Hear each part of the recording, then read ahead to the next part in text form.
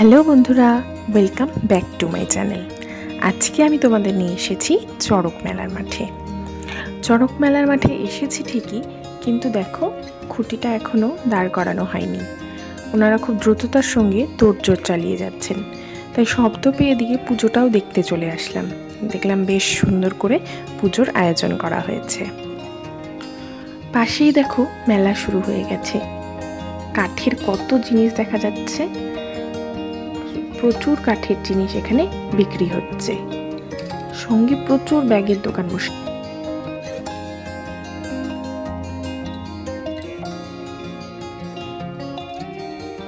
নানা ধরনের জিনিসপত্রের দোকান বসেছে।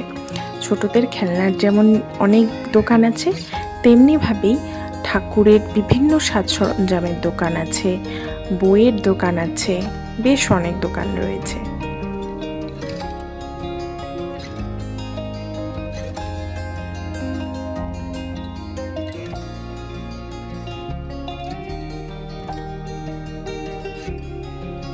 এইসব দোকানে ঘোরাঘুরি করতে করতে মাঠের মাঝখানে ফুচকার দোকান দেখে পেট পুজো করতে ইচ্ছে করলো, তাই দৌড়ে গেলাম ফুচকা খেয়ে নিতে।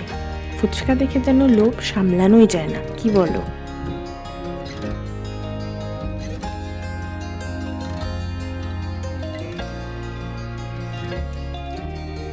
এদিকে দেখো কয়েন রাখার কত ঘট। আমি এর মধ্যে ওই তাল দেখতে পাওয়া যাচ্ছে, ওই তাল একটা কিনেছি, আর মা এই যে এই ঘরটা কিনেছি। একটু বার্গেনিং করে নিতে হচ্ছে। মায়ের হাতের যে ঘরটা দেখালাম সেটা ওরা 20 টাকা চেয়েছে, তবে 15 টাকায় দিয়ে দিয়েছে। আর তালের মতো ঘটগুলো 30 টাকা চেয়েছিল, তবে 20 টাকায় বার্গেনিং করে 20 টাকায় দিয়ে দিয়েছে। একটু বার্গেনিং করে নিলেই যথেষ্ট সস্তায় পাওয়া যাচ্ছে।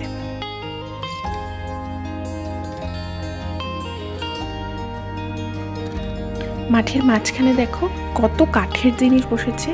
কাঠের খাট, আলমারি, ছোট ছোট টেবিল, প্রচুর কাঠের জিনিস বসেছে, যেগুলো বিক্রিও হচ্ছে প্রচুর।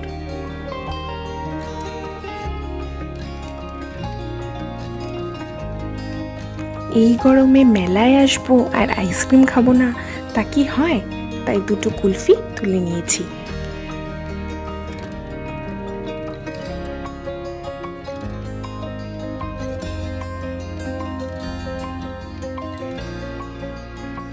এরই মধ্যে ঢাকের শব্দে বুঝতে পারলাম চড়ক হয়তো ঘোরানো হবে, তাই তাড়াতাড়ি গিয়ে দেখলাম যে না, এখনো বেশ কিছুটা সময় আছে, তবে ভিড় প্রচণ্ডভাবে বেড়ে গেছে।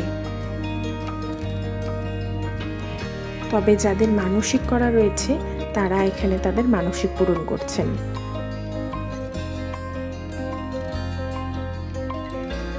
এখনো কিছুটা সময় দেরি আছে বলে কিছু টুকটাক খাওয়া দাওয়া করে নিতে গেলাম। ভেলপুরি দেখে ভেলপুরি খেতে ইচ্ছে করলো, তাই নিয়ে নিলাম 1 প্লেট ভেলপুরি। খুব ভালো বলবো না, তবে মোটামুটি। চাউমিন খেয়ে সোজা বাড়ির পথ ধরতে শুরু করলাম।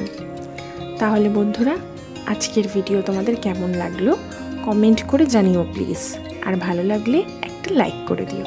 টাটা।